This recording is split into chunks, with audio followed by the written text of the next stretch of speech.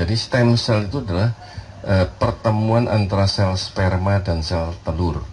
Itulah stem cell mula-mula. Kemudian dari stem cell ini terciptalah seluruh organ manusia, tercipta seluruh organ manusia dengan beserta dengan sistemnya sehingga akhirnya lahir seorang manusia. Nah, berarti apa? Berarti seluruh organ manusia diciptakan oleh sel yang disebut dengan stem cell ini. Apabila satu sel ini bisa menciptakan seluruh organ manusia, maka tentu apabila terjadi kerusakan, yang bisa memperbaiki hanyalah penciptanya, yaitu stem cell. Jadi yang bukan atau tidak ada kaitannya dengan sel telur dan sperma pasti bukan stem cell. Dan satu hal lagi, stem cell itu life cell, sel hidup.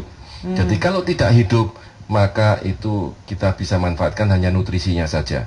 Nah, stem cell itu bisa diambil dari tubuh seseorang sebagai pasien, atau dari orang lain sebagai donor, atau dari plasenta. Nah, plasenta ini sekarang sudah mulai banyak yang ditawarkan untuk disimpan gitu ya.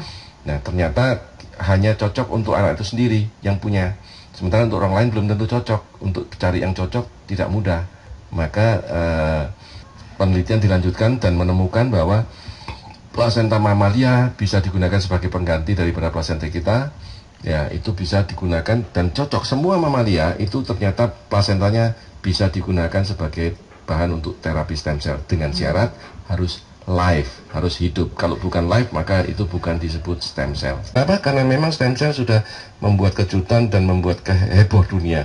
Karena banyak sekali orang yang sembuh dari sakit karena stem cell terapi, terutama penyakit-penyakit seperti jantung, diabetes, kemudian penyakit Alzheimer, stroke, Parkinson, ya, spinal cord injury, orang yang lumpuh bisa berjalan kembali, dan banyak penyakit autoimun seperti lupus, psoriasis, osteoporosis, osteoartritis, banyak penyakit yang lain, termasuk penyakit ginjal. Sudah cuci darah bisa lepas dari cuci darah.